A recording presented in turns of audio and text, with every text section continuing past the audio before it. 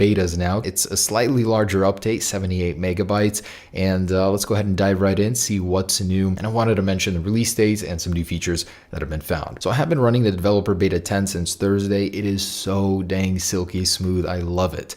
Now, before updating, as usual, I wanted to show you the storage, 186.05 after 186.73, pretty consistent, clears out a little bit of cache files and gives you some storage back. So what's new? Now, in this release, nothing exactly. I haven't found anything just yet, but I have found several features from the previous betas that I haven't mentioned yet, so I wanted to talk about that.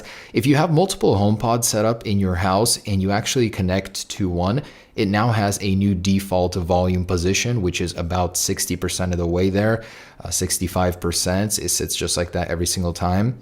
And as you can see, so this way you don't have to constantly adjust them back and forth, which was a nice change. And here's something else that I noticed. So if you actually change the volume, go down here on one of them, but you want to bring it back to the same volume as the others, if you place it right next to it, right there, it'll actually bounce right into the same volume configuration, which is awesome. So it has to be pretty close. And then it just does that. So that never happened before, now it does.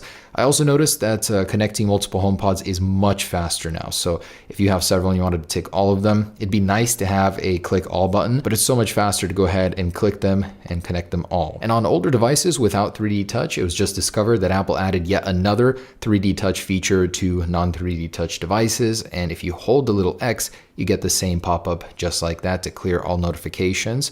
So just like on a 3D Touch device, if you just click it, it gives you that clear option. So it's really cool how Apple has added a lot of 3D Touch-like support to non-3D Touch devices.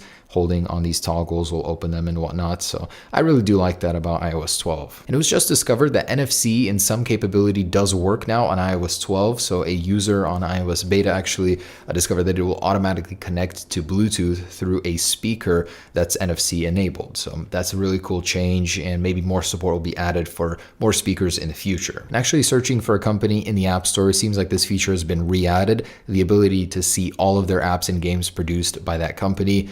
For some reason it was removed, and now it's back in this latest beta. And now it seems that not only San Francisco has gotten new maps, but all of California. So actually zooming out, you can see how much more detailed it is now. You have a lot more detail, slow rollout there, but beta, how far it's come. And on this guy, wow, the Geekbench scores have been phenomenal. Using this thing has been such a pleasure. Less crashing, well, almost no crashing, very fluid, very smooth. All of your apps are still loaded in the background when you go to them. I'm definitely loving the change there. So let's go ahead and run it on the older one as well. And while that's going, I just wanted to mention we have a massive iPhone update coming today. In the span of a few hours this morning, there have been so many new reports and confirmations, specs, details on the Apple A12 chip. So on very 75 multi, on the last one, 10,605. And did you just notice that I'm still experiencing this glitch with my brightness? For whatever reason, it'll just multi, now 2214. So really can't say it improved. It actually decreased a single. So yeah, there it is. Performance-wise, still very good. Can't say anything went wrong.